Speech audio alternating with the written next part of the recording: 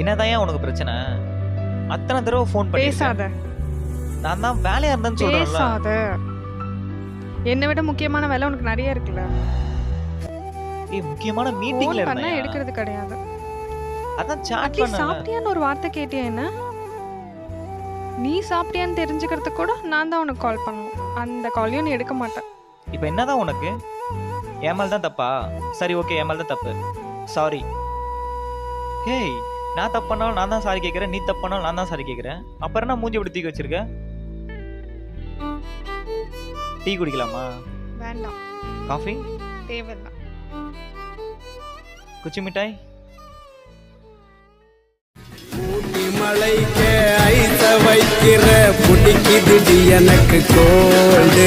அந்த மருத மலைக்கு போய் தீய மிதிக்கிறேன், என் காதல் சுத்தமான கோல்டு. என்னோட